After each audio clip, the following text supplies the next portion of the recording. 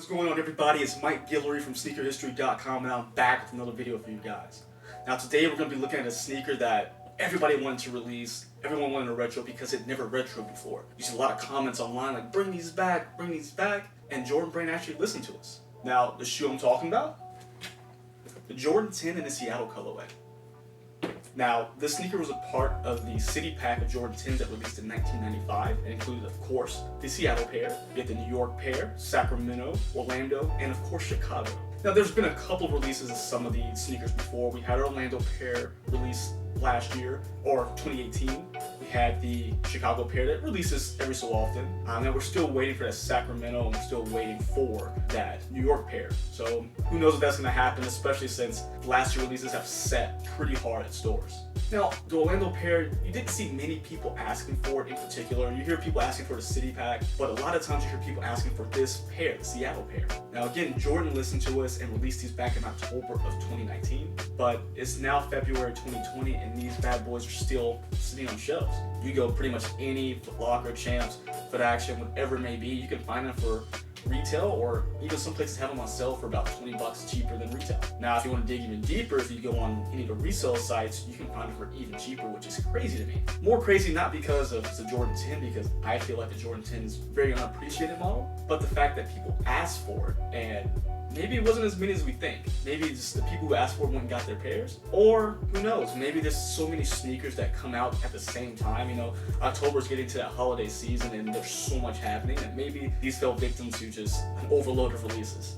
Now, getting back into the sneaker itself, Jordan 10 is pretty straightforward. White leather upper, you have your black leather that's going to be around your laces and your quick lace system. You're going to have the Seattle green that's at the sock liner. You'll also find hits of that Seattle green right here on the accolades that list out everything Jordan did before he retired for the first time at least. You're also going to add a hit of gold here in the Jumpman, which of course, these are Seattle colorways, so representing the Seattle Supersonics. These were actually worn on court by Kendall Gill, and this was a time when that team was really up and coming, becoming a real powerhouse while Jordan was, again, off the court. Now, funny enough that Jordan will meet them after he comes back from retirement and beat them in the finals, but it's really cool that they made a tribute shoe and gave it to all these cities that had really strong NBA teams at the time. Now, of course, you're gonna have full air inside the sole, so you have cushioning. These are actually really comfortable to wear on a basketball court. I wouldn't say wear them on a dirty court though, because I've actually played in my Chicago pair on a court, and if it's a dirty court, this traction pattern, this grip doesn't work as well. But if you do play them, make sure it's a clean court because this thing does pick up a lot of dust. Now, back into just my thoughts on why these sit. I mean, this is, again, it's weird to me, more so because, again, I am a big fan of the Jordan 10. I have a more personal connection with it because Jordan 10, actually, in the Shadow colorway, was my first Jordan ever back in 1994. Now, what makes it extra special to me is that both me and my dad had the same pair of shoes, so I always thought it was really cool, and I've always just had a special place for that particular sneaker. Nowadays, I'll pick up a Jordan 10 when they come out, but it has to be a good colorway.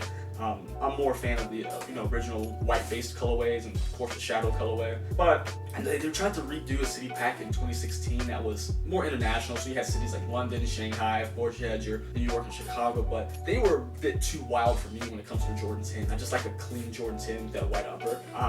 And yeah, they just didn't, for me, they weren't amazing, but you can find them various prices. I mean, I've seen some, around the 170, 180 mark. I know the Shanghai pair is one of the more expensive pair that are upwards of 280, 290 on resale sites, but just depends on what you're looking for. Now, what's really crazy to me is that in a world where our voice can be heard through all these different outlets and the brands can see what we're asking for, that they've actually listened to us for once, and, well, I don't want to say for once, they've done it a couple times, and they gave us what we asked for, and it just sat there. The reason I've said that is because in very recent history, we asked for 2 more sneakers that are still, well, one sitting on shelves because it's more recent, but the other took forever to sell, and it was found outlets, under retail still, and that's the Jordan 4 Cool Gray. Everyone asked for that shoe because, again, it never retroed before. We got it, and it's set for such a long time. And it looks like the Jordan 4 Black Cat that we got released a couple weeks ago is going to suffer the same fate because, again, it was released at a time where All-Star Weekend is creeping up on us, and there's going to be so many releases that people are having to pick and choose what shoe they want to actually buy and spend their money on. I mean, when the shoe's 190 bucks, you can't just shell out money all the time. So it makes sense that people have to pick and choose what they really want and, take a chance on, hey, maybe these may sit on shelves, maybe not.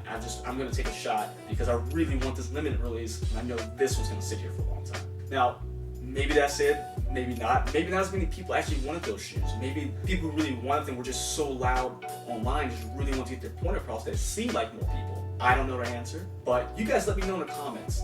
Is that, something that happens to you? Do you get a shoe that you want released, and by the time it releases, there are 20 more releases that you want to save for, and you just kind of put it on the back burner? Or, do you think that, you should try to buy it if you really like it? I don't know. You guys let me know down below. I really love to hear from you. Also, let me know on social media, Instagram, Twitter, at MadWatcher789. Then, of course, follow us on SneakerHistory.com and listen to the Sneaker History Podcast. Until next time, guys, see ya.